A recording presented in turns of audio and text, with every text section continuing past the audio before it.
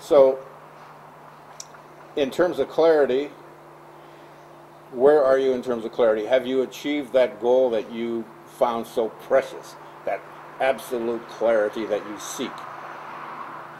I think it's a long journey. You know, it's for me.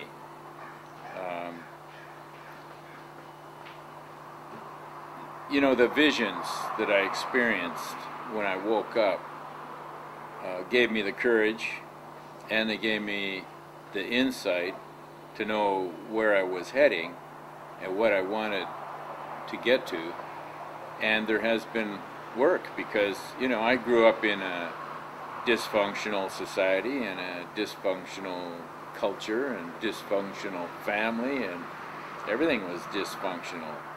And I inherited a lot of baggage from the past. And, you know, this is not an illuminated society. This is not a society where people take ownership of their own self and be responsible for their own self. This is like a victim society and a perpetrator society. And, you know, our public the collective trance that everybody's caught up in, which I like to step completely outside of. That has been somewhat of a hurdle for me. And, you know, I've looked into all kinds of methods in all kinds of places to see what the traditional ways of getting around this is, and really basically it boils down to being in my heart and owning who I am, including my dark sides. And I follow my dreams. I'm still following my dreams and getting wonderful wonderful guidance. I never did find any gurus out there that satisfied me, but my dreams are pretty right on. So perhaps you're your own guru. Well, yeah, I mean, there's a deeper part of me that is the guru, you know, and the rebellious, defiant artist that I have been most of my life is merging into the wise old man as I age. That moonshot. I wish my hair was white so I'd look more wiser than I really am. That moonshot, looking back at Earth, really signifies that really the politic and the religion and all the strife on Earth is for naught. We're like dogs biting their own tails, around in a circle and a circle and a circle, and nothing ever improves, ever changes. Well, I like to think that God is dreaming and we are the dream, you know. So, you know, I wake up in the morning and I say, gee, that was an interesting dream, but you know what? I'm going to wake up when I die from this life and go, boy, that was an interesting dream. And I've had a really, really interesting life, you know. Some of the things I've taken on that have been really challenging. And, you know, for example, my mission with the swastika, I mean, you know, now my book is being published in Italy, in Italian. And I'm getting hundreds and hundreds and hundreds of emails from young people all over the world who are, you know, tattooing themselves and scarring themselves with swastikas, and they're all taking on the task of, you know, purifying, restoring the swastika. And, you know, when I started down this road 30 years ago, everyone just thought I was totally nuts. And now it's happening. It's becoming a kind of a rite of passage for these young people that are also starting on their own journeys. So I feel pretty proud about that. Pretty proud about that.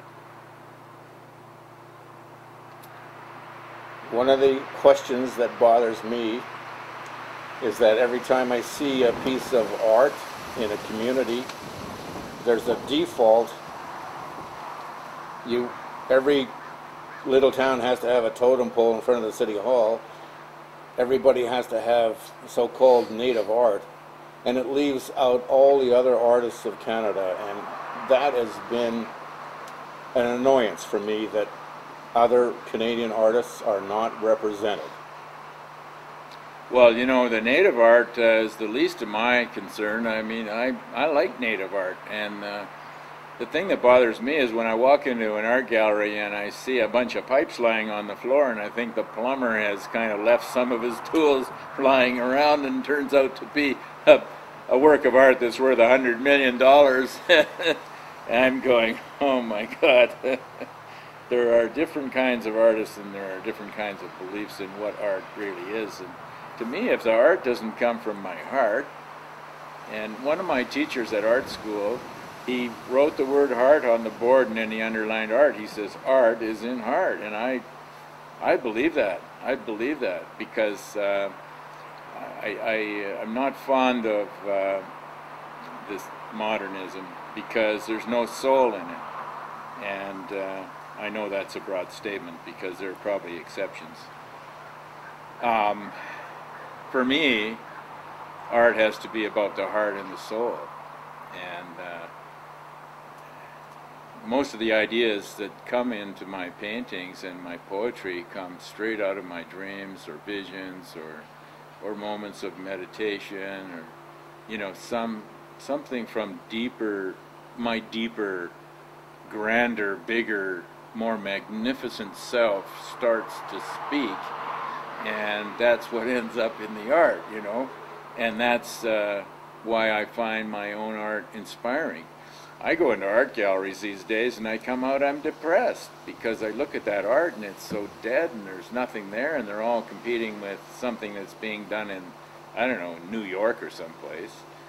And some of the greatest art I've seen done is done by children, or done by, you know, lunatics. And I'd sooner be in that category than in the,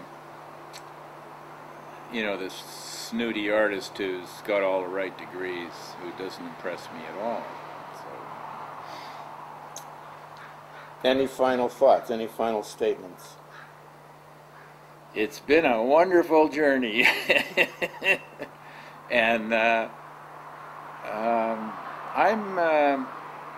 you know, my original missions in life were to seek my own enlightenment, to re-sanctify the swastika, and I'm feeling great about that.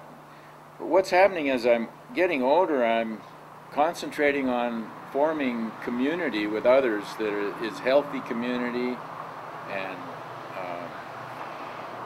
people healing the wounds of the past, and I'm very much involved in that now, because I see that our future is not going to be great if we don't start looking at those wounds and how we are acting out in our wounded selves in the world. And I think this is vital work, that everybody look into themselves and you know, find not only the shadow of yourself, but find the gift that's in you. The fact is, you're in this world as a gift from God to the world, so, you know, get busy doing it. That's my final word. Thank you.